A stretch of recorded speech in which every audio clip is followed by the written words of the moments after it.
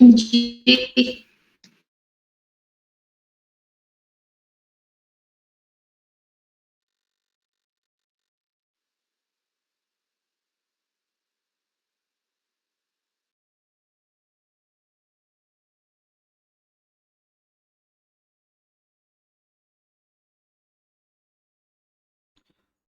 तो बच्चे हमने लास्ट टाइम अनसर्टेनिटी और उसके रूल्स किए थे, ठीक है।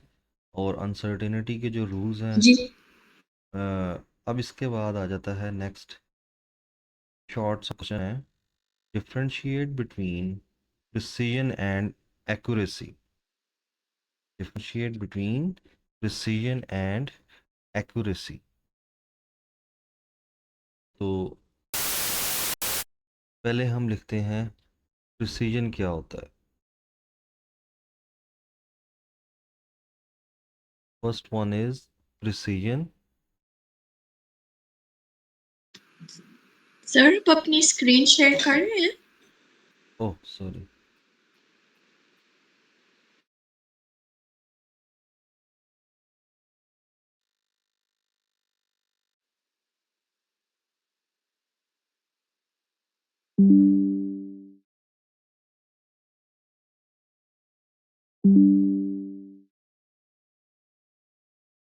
नेक्स्ट इज, अब देखें स्क्रीन शेयर हो रही है बच्चे। जी।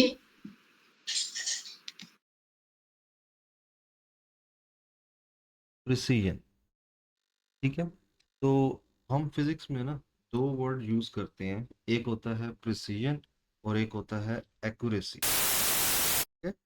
अब प्रिसीजन का क्या मतलब होता है कि how close the measured values are to each other. Precision mean how close the measured values are to each other। यहाँ पे हम एक पॉइंट तो ऐसे लिख लेते हैं, precision means how close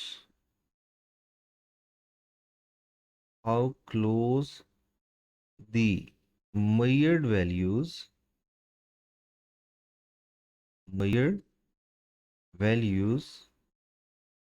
are to each other, to each other।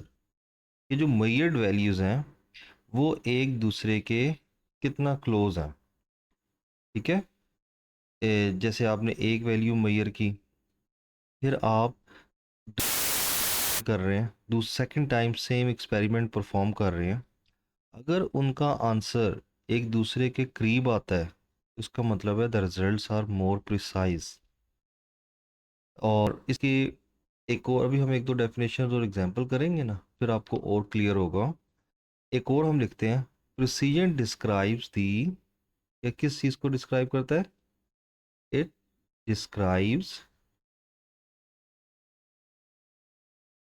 Describe the degree of exactness, degree of exactness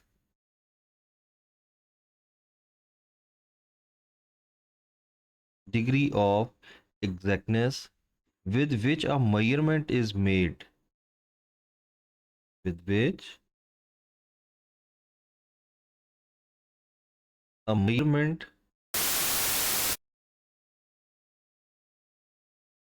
is made and stated, made and stated, या yes, ठीक है। अब इसका क्या मतलब है कि आपके पास कितने एग्जैक्टनेस जो है, कितने डिग्री आपके पास, it describes the degree of exactness with which a measurement is made and stated, that is the position of last digit of the least count। For example, इसकी एग्जाम्पल अगर आप देखें, फॉर एग्जाम्पल हम ऐसे लिखते हैं, precision of the measurement, precision, या आपकी बुक में भी यही एग्जाम्पल होगी, ऑफ द मेजरमेंट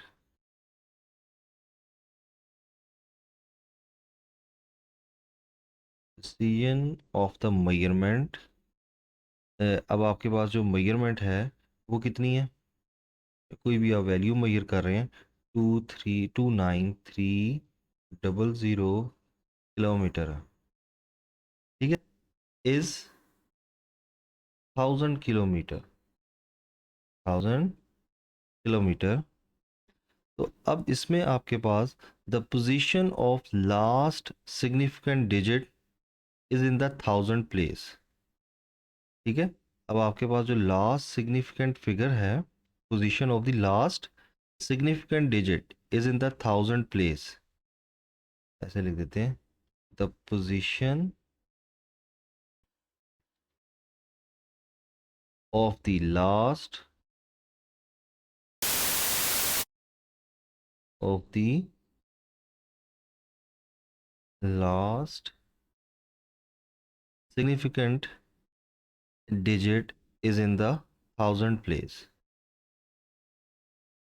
तो क्या लिखें, the position of the last significant digit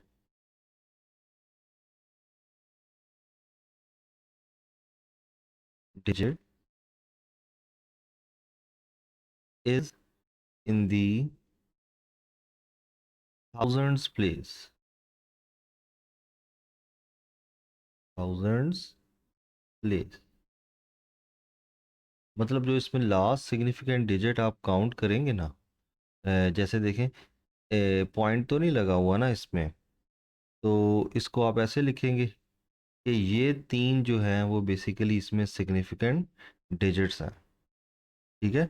बाकी 3 जीरोस को तो आप 10 की कर देंगे, ठीक है। या आप ऐसे लिखते हैं जी 2.93 इंटू 10 लेट्स सपोज 5 लिख देते हैं आप इसे, इस वैल्यू को। तो अब इसमें लास्ट सिग्निफिकेंट डिजिट जो है वो 1000 प्लेस में आ रहा है, यूनिट 10 100 1000, ठीक है, 3 डिजिट्स में आ रहा है। तो जितना लीस्ट काउंट होगा, ठीक है, उतना ही, जितना कम लीस्ट काउंट होगा उतना ही ज़्यादा आपका रिजल्ट क्या होगा, प्रिसाइज होगा, ठीक है। या इसी तरह अगर आप कोई भी मेजरमेंट ले लेते हैं, चलो इसका आगे हम ऐसे लिखते हैं, next point, for example precision, a precise measurement is the one which has less absolute uncertainty, मतलब वो वैल्यू जिसमें एब्सोल्यूट कम होगी, वो रिजल्ट क्या होता है, ज़्यादा प्रिसाइज होता है। अब precise measurement, a precise measurement is the one that has less absolute uncertainty. A precise measurement is the one which has less absolute uncertainty, मतलब जिसमें absolute uncertainty मतलब मैग्नीट्यूड ऑफ एरर कम होगा, वो उतना ही ज़्यादा रिजल्ट क्या होगा, प्रिसाइज होगा, ठीक है। और जो प्रिसीजन है वो डिपेंड करती, precision depends upon the least count of the measuring instrument. Next point हम ऐसे लिखेंगे कि जो प्रिसीजन है वो किस पे डिपेंड करती है, precision depends upon the least count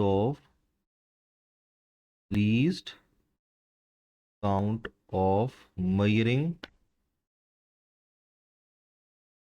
instrument. Measuring instrument मतलब जो आप डिवाइस ले रहे हैं उसका लीस्ट काउंट जितना कम होगा, वो आपको उतना ही ज़्यादा क्या देगा, प्रिसाइज रिजल्ट देगा। मतलब ऐसे लिख देते हैं, precision smaller the least count, that is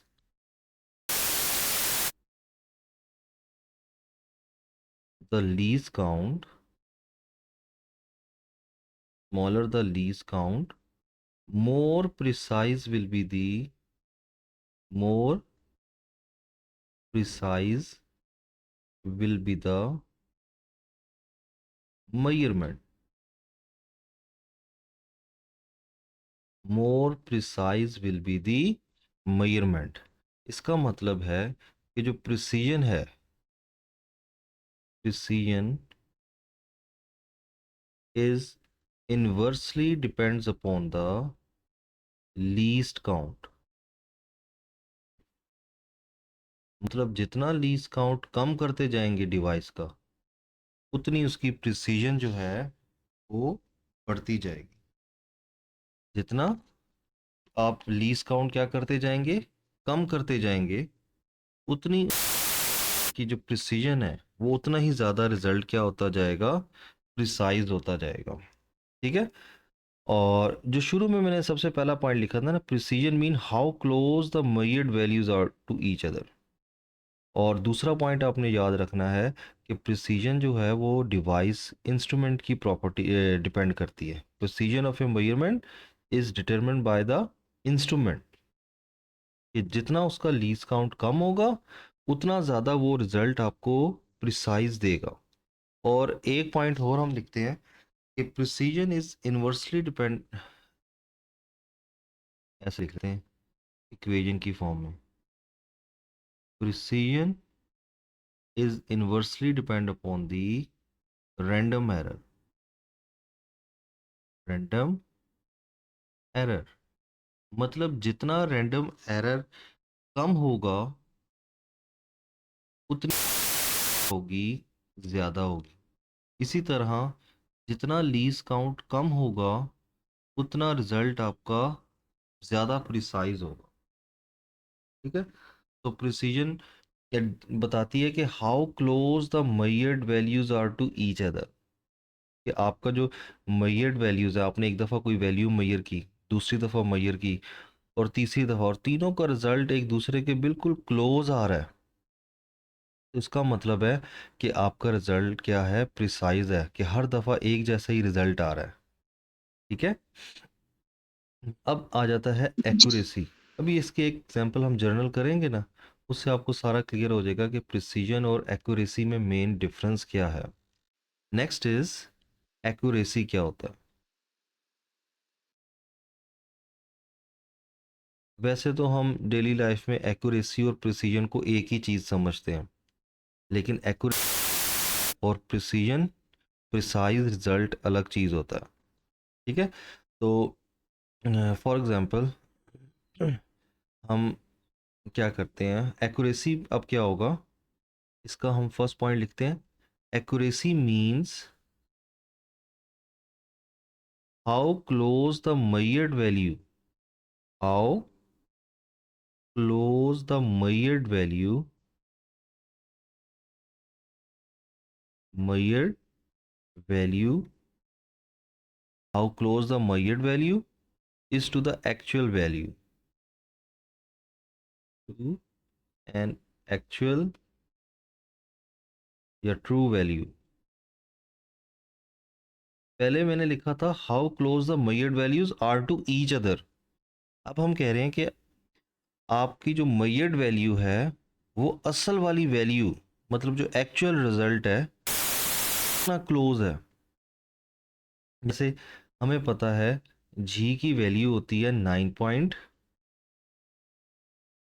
small जी की 9.81 8.8 मीटर पर सेकंड स्क्वायर। अब आपने लेट्स सपोज एक दफ़ा रिजल्ट मेजर किया, एक्सपेरिमेंट किया, और आपके पास आंसर आ रहा है 9.6। दूसरी दफ़ा आपने किया और आपका आंसर आ रहा है 9.7। तीसरी दफ़ा आपने सेम एक्सपेरिमेंट परफॉर्म किया, आपका आंसर आ रहा है 9.76। तो ये देखें, ये जो थर्ड वाला है ना, ये असल वैल्यू के ज़्यादा करीब है ना, जी तो ये ज़्यादा एक्यूरेट है एज़ कंपेयर टू 9.6 और 9.7। मतलब आप दोनों का डिफरेंस निकालें हर वैल्यू से डिफरेंस देखें, जिसका डिफरेंस कम होगा इसका मतलब है वो वाली जो वैल्यू है वो आपके पास क्या होगी, ज़्यादा एक्यूरेट होती है। ठीक है, और इसी तरह हम कह सकते हैं it describes the closeness of measured value. वही एक ही बात है कि ऐसे लिख देते हैं डिस्क्राइब्स दी, इस तरह भी आप कह सकते हैं कि accuracy, it describes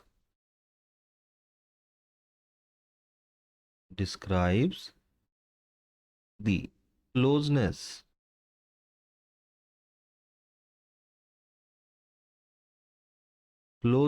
of A measured value. जैसे अभी हमने मेजर किया 9.6 जो है वो ज़्यादा क्लोज है।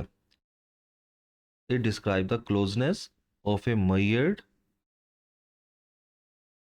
measured value to the actual value, to the ऊपर, और ऊपर वाला पॉइंट और नीचे वाला पॉइंट सेम ही है, एक्चुअल वैल्यू या एक्चुअल क्वांटिटी। और एक्यूरेसी जो होती है, नेक्स्ट पॉइंट हम ऐसे लिख लेते हैं, ऐसे, the accuracy of the measurement, it is the difference between, it is the difference between uh, between your measurement,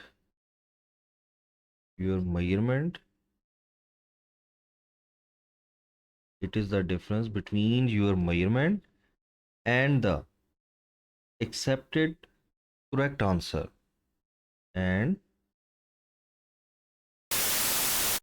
it is a difference between your measurement and the accepted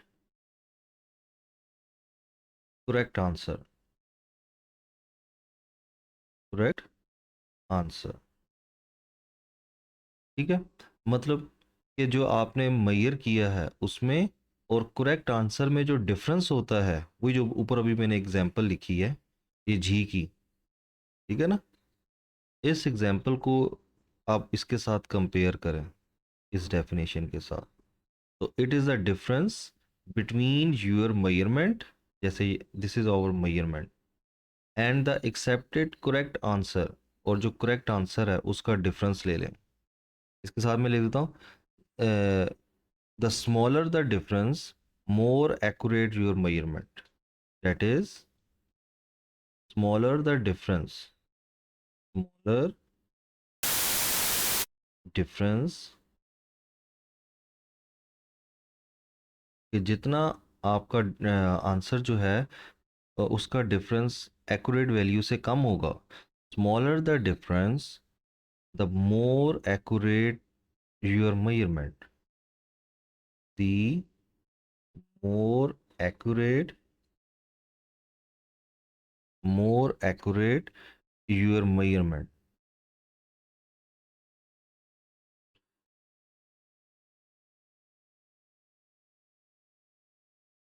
more accurate your measurement, इसका क्या मतलब है, यहाँ तक देखें कोई confusion? नहीं। अच्छा, अब इसको हम मैंने कहा था प्रिसीजन किस पे डिपेंड करती है, डिवाइस के लीज काउंट पे, है ना। जितना डिवाइस का लीज काउंट कम होगा उतना आपके पास ज़्यादा रिजल्ट प्रिसाइज होगा। तो एक्यूरेसी किस पे डिपेंड करती है, accuracy depends upon the fractional और परसेंटेज एरर कह दें या अनसर्टेनिटी कह दें। Accuracy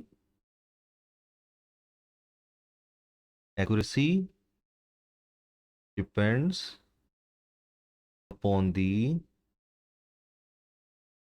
upon the fractional or percentage error या percentage uncertainty, percentage error या uncertainty। सारी बात है, जितना आपका एरर कम होगा उतना ज़्यादा रिजल्ट जो है वो एक्यूरेट होगा। मतलब आपके रिजल्ट में जितना एरर कम होगा उतना ज़्यादा आपका रिजल्ट एक्यूरेट माना जाता है. It means smaller the percentage uncertainty, smaller the fractional or percentage error, means smaller the fractional or percentage error, more accurate will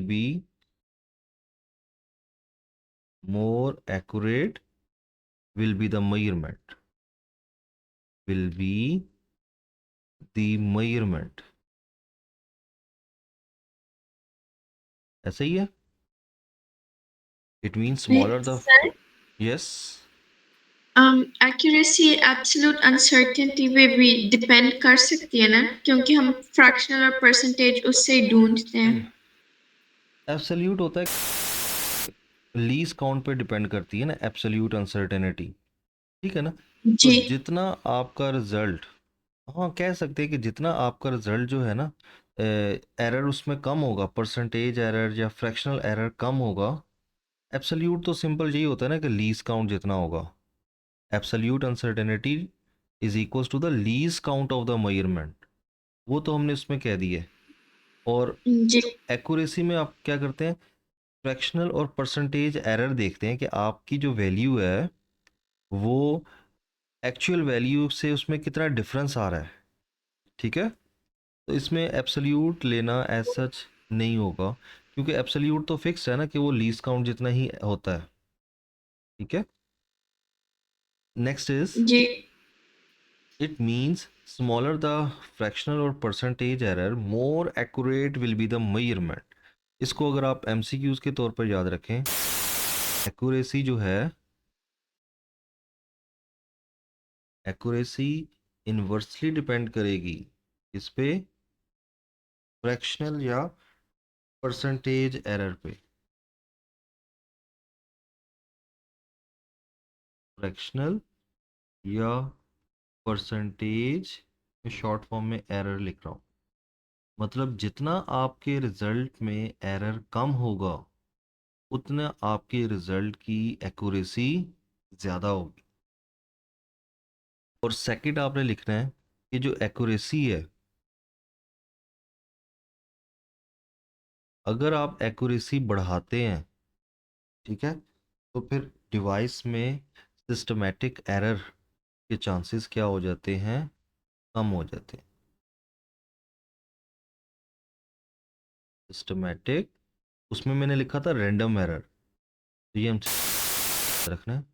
systematic error कम होगा, मतलब जितना आपके एक्सपेरिमेंट में सिस्टमेटिक एरर होता है इंस्ट्रूमेंट की वजह से या पर्सन की वजह से, जितना सिस्टमेटिक एरर कम होगा उतना आपके रिजल्ट की एक्यूरेसी ज़्यादा होगी. ये दो आप बस याद रख लें. ठीक सर है. यस. ये सेकंड पॉइंट में हमने रैंडम एरर क्यों नहीं लिखा? यहाँ पे देखें, रैंडम एरर जो है उसकी रीज़न अननोन होती है ना. और जी एक्यूरेसी में देखें, आपका रिजल्ट जितना ज़्यादा एक्यूरेट होगा, इसका मतलब है उसमें आपके पास जो चांसेस है ना इंस्ट्रूमेंट की वजह से एरर आने के, ठीक है, और पर्सनल एरर आने की वजह से जो आपका रिजल्ट जो है वो डिफ्रेंशिएट करता है ना, उसके चांसेस कम हो जाते हैं. रैंडम एरर की तो रीज़न है, ठीक है ना, वो तो किसी भी वजह से आ सकता है.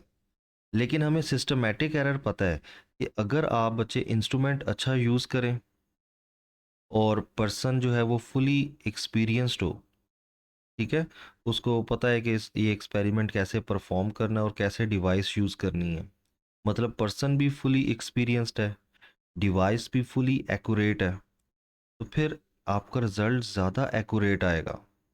रैंडम एरर तो ज़रूरी है, उसका तो रीज़न ही हमें नहीं पता ना. लेकिन जो स्पेसिफिकली एक्यूरेसी है वो इस पे डिपेंड करती है कि जितना सिस्टमेटिक एरर कम कर दो उतनी एक्यूरेसी जो है वो बढ़ जाती है. ठीक है. और प्रिसीजन जो है वो अभी आपको एक एक जर्नल एग्जांपल हम करेंगे ना, उससे आपको ज़्यादा क्लियर हो जाएगा कि वैसे अभी आप मुझे बताएं, आपके जो कह सकते हैं कि अगर आपसे पूछा जाए what is the difference between तो आप कैसे बताएंगी, प्रिसीजन को कैसे बताएंगी? How close the measured values are to each other. How close the measured values are to each other. हाँ ठीक है, आगे। और एक्यूरेसी क्या होता है? Accuracy, how close the measured values to the true value. हाँ, how close the measured value to the true value. ठीक है ना, ये बेसिक आपको।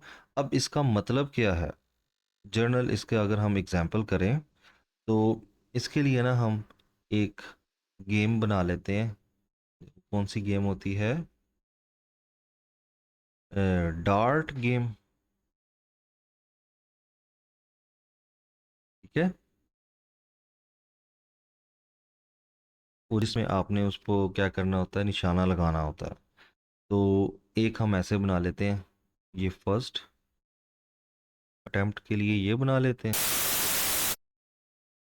इसको मैं लिख देता हूँ, ये ए है। फिर हम एक दूसरा बना लेते हैं, इसमें वो होता है ना कि सेंटर में हिट करना होता है। जी। दो हो गया। और ये हमारे पास थर्ड हो गया। और इसी तरह ये इसको सी कह देते हैं। और एक और चले बना लेते हैं, फिर देखेंगे अगर और चाहिए होंगे तो और बना लेंगे। ये डी है। ठीक है। अब ये पहला जो स्टूडेंट है, फर्स्ट टाइम वो हिट करता है और उसका जो निशाना लगता है वो पहले इधर लगा फर्स्ट टाइम, फिर कहीं इधर लग रहा है, और थर्ड अटेम्प्ट पे इधर लग रहा है। एक्यूरेट वैल्यू क्या थी? सेंटर, है ना? तो ये जी। Neither precise nor accurate, neither precise nor accurate, है ना? ये प्रिसाइज भी नहीं है और एक्यूरेट भी नहीं है। ऐसा ही है बच्चे। एक्यूरेट तो उस टाइम ही होगा ना जब वो बिल्कुल सेंटर या मिड में हिट करे, सेंटर वाले सर्कल पे। अब सेकंड टाइम वो अटेम्प्ट करता है तो पहली दफ़ा उसका इधर हिट करता है, दूसरी दफ़ा उसका यहाँ पे हिट कर रहा है। ठीक है। और थर्ड टाइम उसका यहाँ पे हिट कर रहा है। तो इसको क्या लेंगे आप? Precision. हाँ, प्रिसाइज तो है। How close the measured values are to each other आ रहा है ना, precise but not accurate.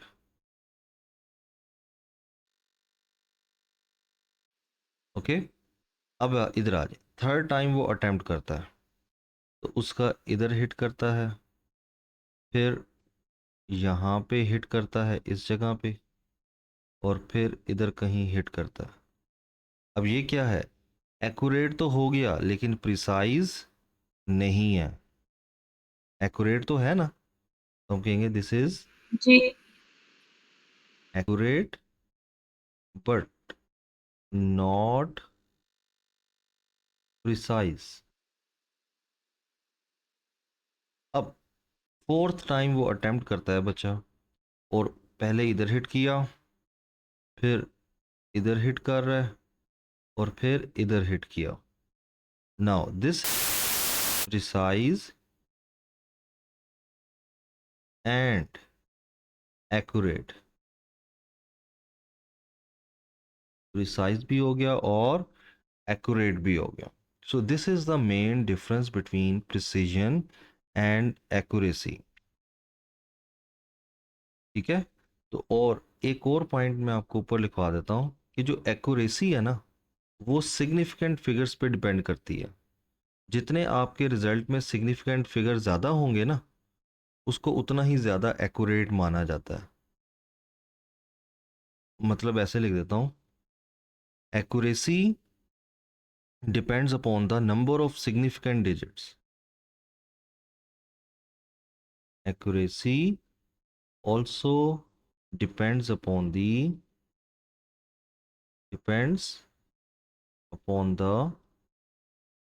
number of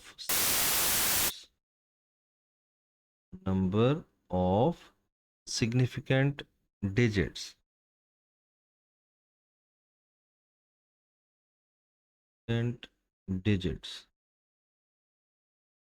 जितने आपके रिजल्ट में सिग्निफिकेंट डिजिट्स की वैल्यू ज़्यादा होगी, उतना ही ज़्यादा वो आपका प्रिसाइज माना जाए, वो एक्यूरेट माना जाएगा। ठीक है, तो जी। मतलब जितने सिग्निफिकेंट डिजिट ज़्यादा कर देंगे उतनी एक्यूरेसी, ऐसे लिख देता हूँ, एक्यूरेसी डायरेक्टली डिपेंड करती है सिग्निफिकेंट फिगर्स पे। ठीक है, so this is the difference between accuracy and precision. तो आपने देखना है कि जिसमें सिग्निफिकेंट फिगर ज़्यादा होते जाएंगे उसकी एक्यूरेसी भी बढ़ती जाएगी, और जिस लीज काउंट कम होता जाएगा उतना वो प्रिसाइज होता जाएगा। ठीक है, लीज काउंट कम कर दें तो प्रिसीजन बढ़ती है, सिग्निफिकेंट डिजिट बढ़ा दें तो आपके पास, ऐसे लिख देते हैं, अगर हमारे पास, ये नोट कर लें, अगर लीस्ट काउंट जो है वो इंक्रीज कर रहा है, सॉरी, लीज काउंट कम होता जा रहा है, स्मॉलर द लीज काउंट कम हो रहा है, तो फिर प्रिसीजन बढ़ जाएगी। ठीक है, और एक पॉइंट ये याद रखना है, और इसी तरह अगर significant digits, number of significant digits इस इन एन ज़्यादा हो रहे हैं तो फिर एक्यूरेसी बढ़ेगी। तो लीस्ट काउंट कम करना है, प्रिसीजन बढ़ेगी, सिग्निफिकेंट डिजिट्स ज़्यादा हो जाएं तो एक्यूरेसी ज़्यादा हो जाएगी। तो this is the difference between precision and accuracy. तो आपने इनमें से कोई भी पॉइंट्स कम लिखने हैं, सारे नहीं लिख देने। क्लियर है बच्चे? जी। अच्छा, नेक्स्ट वो जो एग्जांपल हमने किया ना डार्ट वाली, उससे ज़्यादा क्लियर होता है बच्चों को। नेक्स्ट आ जाता है, इसका लास्ट टॉपिक है dimensions of physical quantities. Dimensions of physical quantities.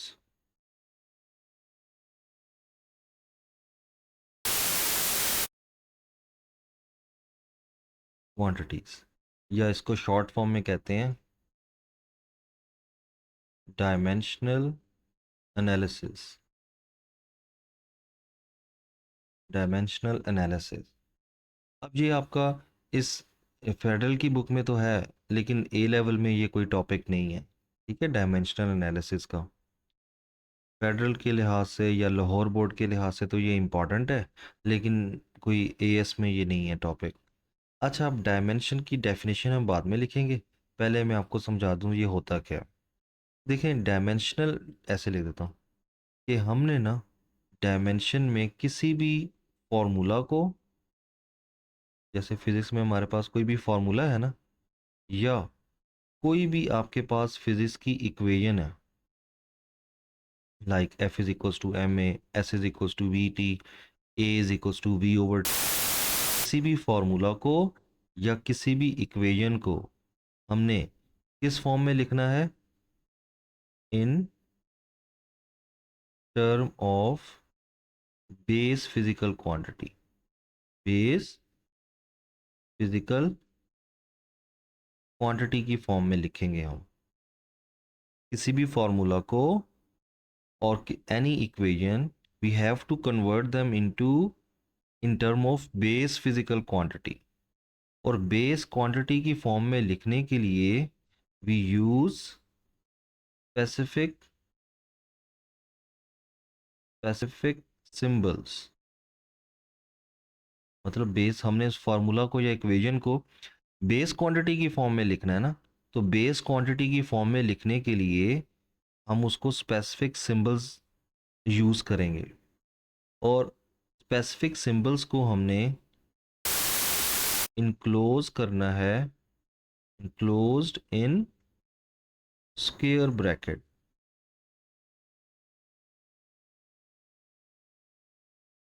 Square bracket में आपने उनको इनक्लोज कर देना। इस प्रोसेस को हम क्या कहते हैं? सच process is called dimension analysis. अब इसका फ़ायदा क्या है या लिमिटेशन क्या है, वो अलग चीज़ है, वो हम एंड पे करेंगे कि हम ये डायमेंशन करते क्यों हैं, इसके फ़ायदे क्या हैं, या इस कहाँ पे इसको अप्लाई नहीं कर सकते, वो अलग चीज़ है अभी। तो डायमेंशन एनालिसिस। तो पहली पॉइंट मैंने क्या बताया, फ्लो चार्ट एक किस्म का मैंने बना दिया है कि हमने डायमेंशन में किसी भी फॉर्मूला को या किसी भी इक्वेशन को इन term of base physical quantity लिखना है। और बेस क्वांटिटी की फॉर्म में लिखने के लिए वी यूज स्पेसिफिक सिंबल्स। और उन सिंबल्स को अभी मैं बताता हूँ कि सिंबल्स कौन कौन से होंगे, और वही सिंबल हम लगा सकते हैं, कोई और चेंज नहीं कर सकते। Which are enclosed in square bracket, और उनको हमने स्क्वायर ब्रैकेट की में इनक्लोज कर देना है। इस प्रोसेस को हम क्या कहते हैं? डायमेंशन कहते हैं। ठीक है, यहाँ तक देखें कोई कंफ्यूजन? जी नहीं। अच्छा, तो अब हम इसको एक डेफिनेशन लिखते हैं कि व्हाट इज डायमेंशनल एनालिसिस, या डायमेंशन होता क्या है। So dimension describes the physical nature of quantity. Dimension describes the physical nature of the quantity, nature of quantity, किसी भी क्वांटिटी की फिजिकल नेचर बताता है कि इसमें कौन कौन सी बेस क्वांटिटीज इन्वॉल्व हैं। ठीक है, physical nature of the quantity. फिर इसके बाद लिखें ईच बेसिक, ईच बेसिक मतलब जो जो इसमें क्वांटिटीज इन्वॉल्व हैं, each basic measurables, each basic measurable physical quantity, मतलब जितनी भी उसके अंदर फिजिकल क्वांटिटीज इन्वॉल्व होंगी, इज रिप्रेजेंटेड बाय, इससे रिप्रेजेंट करते हैं, रिप्रेजेंटेड बाय स्पेसिफिक सिंबल्स। हर क्वांटिटी को हमने स्पेसिफिक सिंबल से रिप्रेजेंट करना है। And written within a square bracket, and written written within a square bracket, in within square brackets. ठीक है, कि आपने जितने भी फिजिकल क्वांटिटीज हैं उसको पहले स्पेसिफिक सिंबल यूज करके फिर उनको स्क्वायर ब्रैकेट में इनक्लोज कर देना, is called dimensional analysis. Definition clear है? जी डायमेंशनल एनालिसिस समझ आ जाएगी। जो आपको कुछ कंफ्यूजन होगी ना, वो जब हम इसकी डायमेंशंस निकालेंगे तो और क्लियर हो जाएगा। एनालिसिस। अब नेक्स्ट हमने सिंबल्स कौन से यूज करने हैं, और हमें पता है बेस क्वांटिटीज बचे कितनी है? 7। Very good. तो हम लिखते हैं सिंबल्स कौन कौन से होंगे, और आपको पता है 7, आपने सही बताया। फर्स्ट होता है length, second mass, third time, length, mass, time, temperature, electric current, temperature, fifth is electric current,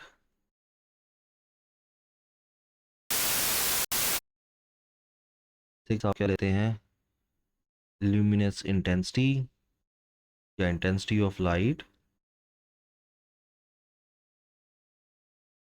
luminous intensity या intensity of light, और सेवन हम लिखेंगे amount of substance। ठीक है, अब हर एक का they all have a specific symbols. जैसे लेंथ के लिए आप हमेशा क्या यूज करेंगे, कैपिटल एल, और उसको स्क्वायर ब्रैकेट में रखेंगे। ओके, मैथ के लिए we use capital M and all the symbols are enclosed in the square bracket. मतलब हर एक का पहला पहला वर्ड देखते जाएं। टाइम के लिए कैपिटल टी, और टेम्परेचर के लिए आप क्या यूज़ करते हैं, दो सिंबल होते हैं। एक तो बाज़ जगह पे ना, बाज़ बुक में के भी यूज़ किया हुआ है, और जैसे आप ए लेवल वगैरह में पढ़ते हैं वहाँ पे टेम्परेचर को थीटा से रिप्रेजेंट करते हैं। ठीक है, तो थीटा भी यूज़ हो सकता है। और इसी तरह इलेक्ट्रिक करंट के भी दो सिंबल्स हैं, आप आई भी यूज़ कर सकते हो, और करंट की यूनिट होती है एम्पेयर, तो ए भी यूज़ कर सकते हैं।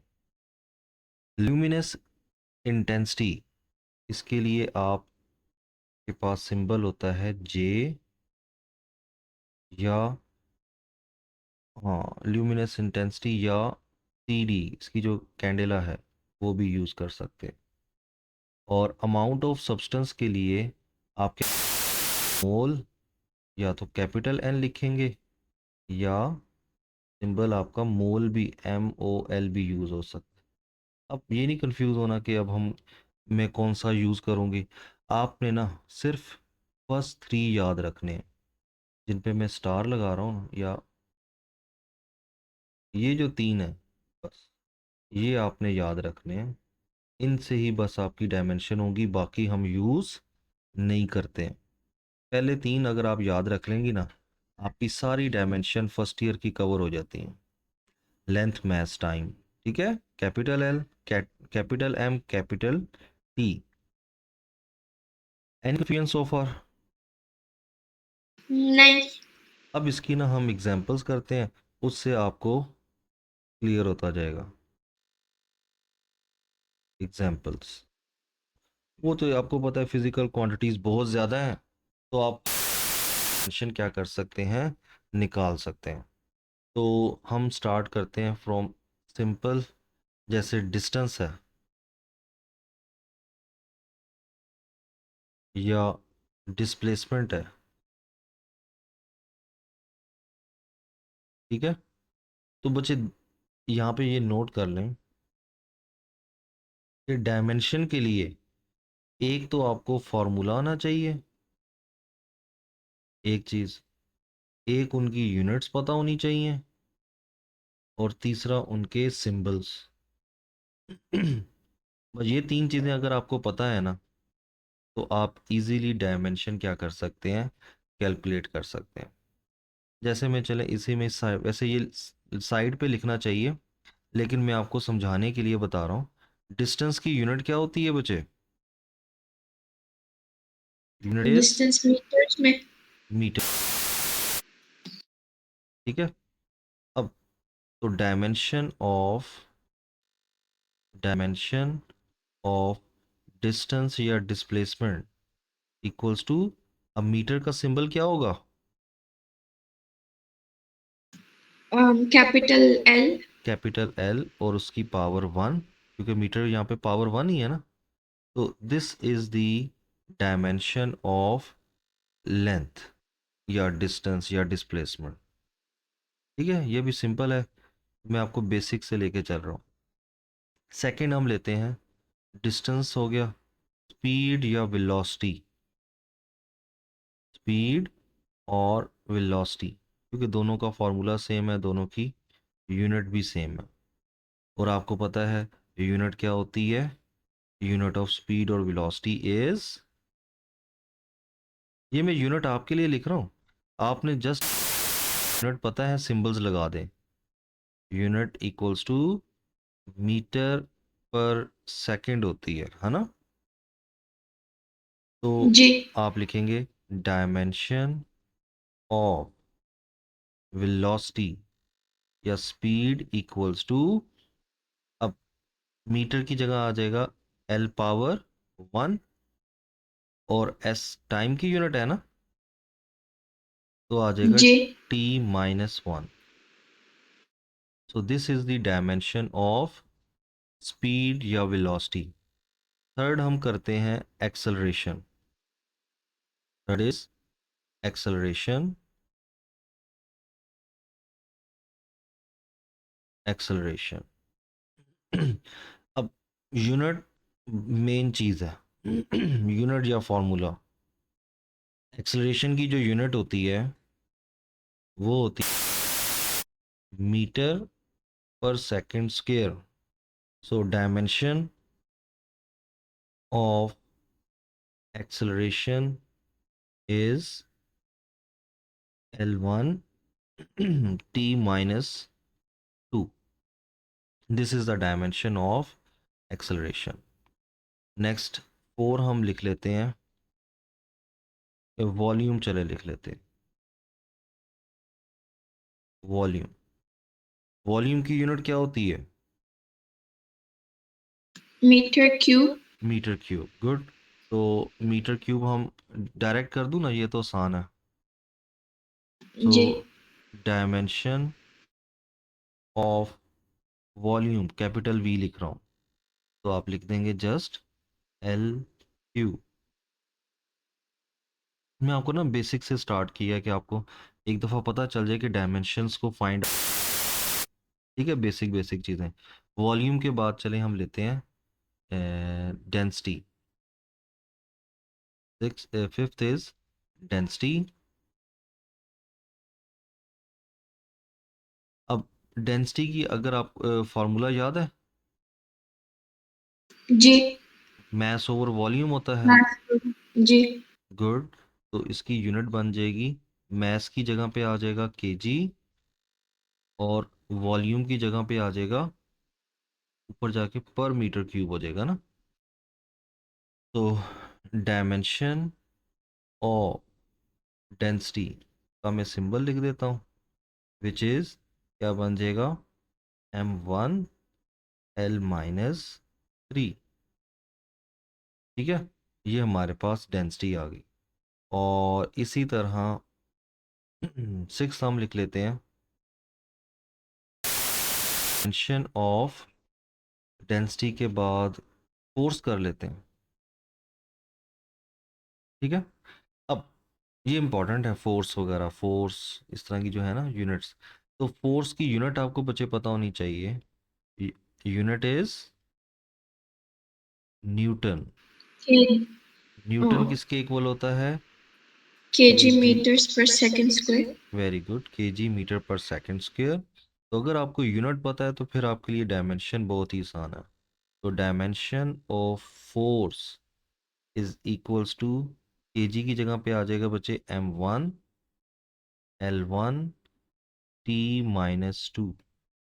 This is the dimension of force. इसी तरह हम 7 लिख लेते हैं, मोमेंटम। अब मोमेंटम शायद आपको याद है, जी mass times velocity. Very good. So इसका मतलब है उसकी यूनिट बन जाएगी, मैस की जगह पे आ जाएगा केजी एंड वेलोसिटी की जगह पे आ जाएगा metre per second. So the dimension of momentum is equals to m1 l1 t minus one. ठीक है, और इसी तरह हम कर लेते हैं work. The unit of work is, unit क्या आ जाएगी आपके पास, ऐसा unit is Force times joules, distance. और जूल्स आपके पास यस फोर्स टाइम डिस्टेंस। चले मैं ऊपर लिख देता हूँ उसका फॉर्मूला, work is equals to force into distance. So force is the Newton, distance is the meter.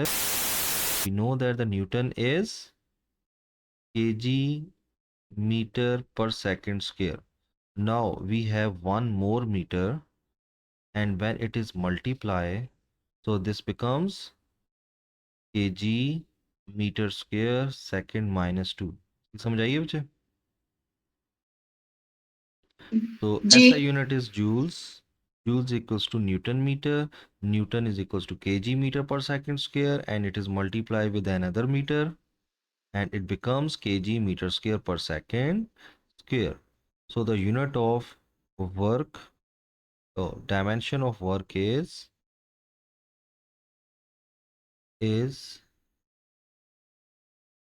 m1 l2 t minus 2. This is the dimension of work. Okay, and work, energy, torque, all of it, so they have same dimension।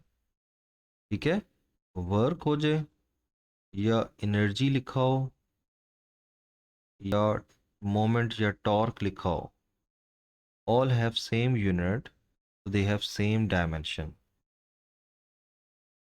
next is ninth point, हम ninth वाला कर लेते हैं। कौन सा करना चाहिए? Work के बाद ऐसा करते हैं, पावर कर लेते हैं। ठीक है, बहुत ज़्यादा है, जितनी मर्ज़ी आपके पास, क्योंकि आपको पता है वैल्यूज़ बहुत ज़्यादा हैं, तो जिस मर्ज़ी का आप निकाल सकते हैं। पावर, पावर का फॉर्मूला याद है या यूनिट याद है? G. Work done divided by time. Very good. वैसे ऐसा यूनिट भी चले मैं साथ साथ बता रहा हूँ, वॉट होती है। What is equal work done over time. Work की जगह पे आ गया जूल्स, टाइम की जगह पे आ गया सेकेंड, सो इट पर सेकेंड। और अभी हमने सारा काम जूल को फाइंड करने के लिए किया हुआ है, वो किसके इक्वल होता है? KG metre square second minus two. Now we have second minus one extra, so this becomes kg meter square second minus 3, minus 2 minus 1 become minus 3। so the dimension of power equals to m1। अच्छा, ये जो units में लिख रहा हूँ, मैं बार बार कह रहा हूँ कि ये आपने ऐसे पेपर में नहीं लिखना, ये बेशक आप रफ वर्क में करें या फार्मूला मेंशन करके डायरेक्ट आपने सिंबल्स लगाने हैं डायमेंशन के। ठीक है, आप बुक में देख लेना, G. m1 l2 E minus three. ये मैं इसलिए करता हूँ ताकि बच्चों को फार्मूला यूनिट्स वगैरह एक दफ़ा पता चल जाए, क्योंकि ये वैसे पढ़नी तो आपने अगले चैप्टर। पावर के बाद हमारे पास क्या आ जाता है? 10 वाला कर लेते हैं, प्रेशर। ठीक है, प्रेशर, प्रेशर की यूनिट क्या होती है? Newton per meter cube. Pascal, which is equals to newton per metre square, because it is pressure equals to force over area, not the volume. ठीक है, अगर वॉल्यूम G. होता तो फिर मीटर क्यूब होता। And we know that newton equals to, अभी आपने बताया था, KG metre per second square होता है, एंड मीटर स्क्वायर जो है वो अलहदा लिखा हुआ है -2। जब आप इसको सिंप्लीफाई करेंगे तो ये बन जाएगा केजी पर metre, because -2 plus 1 becomes -1, we have second -2। so the dimension of pressure is equals to, क्या बन जाएगा? m1 l -1 t -2। and remember that the dimension of pressure, stress, modulus all have modulus of elasticity all have the same unit, so they have same dimension. ठीक है? Pressure, stress, modulus of elasticity all have the same unit, so they have same dimension. तो अभी तो at least आपके लिए ये 10 काफ़ी है। कोई आपके जहन में फार्मूला और आ रहा है? Kinetic energy. हाँ, काइनेट good. Kinetic energy is the energy, है ना? जी। और मैंने आपको बताया ये 8 वाला ज़रा देखें, वर्क, एनर्जी, टॉर्क, इन सब की यूनिट क्या है? सेम है, तो सबकी डायमेंशन भी सेम होगी। अब जैसे काइनेटिक एनर्जी है, पोटेंशियल एनर्जी है, सबकी डायमेंशन यही होगी, क्योंकि काइनेटिक एनर्जी को आप किस में लिखते हैं? जूल्स में ना? जी। तो फिर उसकी यूनिट भी सेम होगी। गुड। चलो मैं ऐसा करता हूँ, हमें पता है कि सबकी यूनिट काइनेटिक एनर्जी हो, पोटेंशियल एनर्जी हो, या any other form of energy हो, सबकी यूनिट जो है वो जूल्स होती है। और जूल्स हम निकालते हैं W is equals to F dot D से, बाय यूजिंग दिस फार्मूला। ठीक है बच्चे? जी। और कोई आपके जहन में आ रहा हो? नहीं। चलें फिर मुझे बताएं, फ्रीक्वेंसी की क्या होगी? ये आप करके दिखाएं। 11 फ्रीक्वेंसी।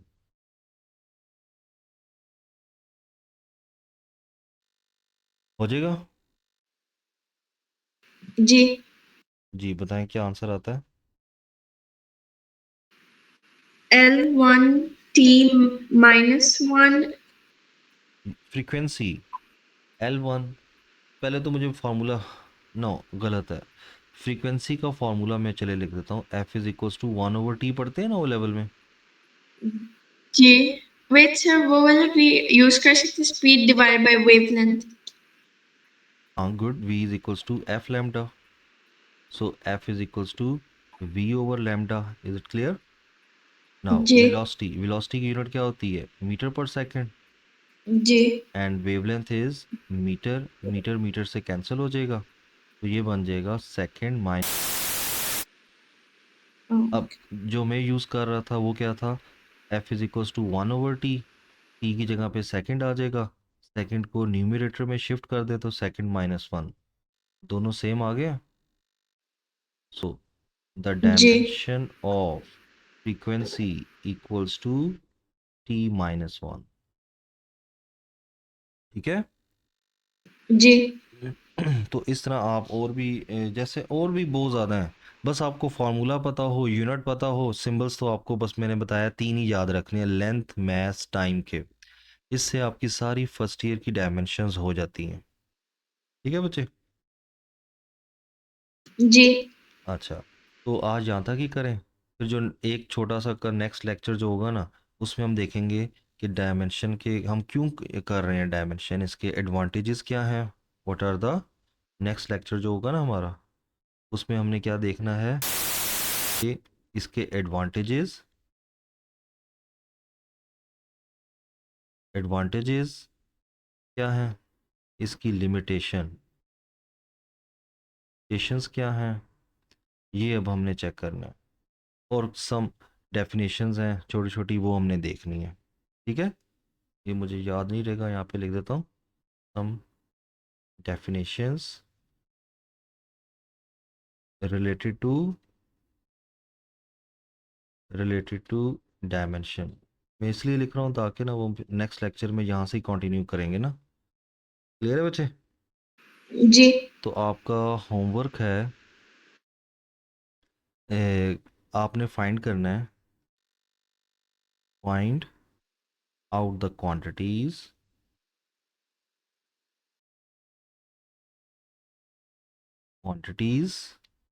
हैविंग सेम डायमेंशन,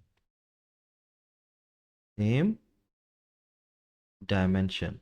मतलब आपने बताना है, जैसे मैंने आपको बताया ना कि work energy, torque, kinetic, potential energy, इनकी डायमेंशन सेम है ना?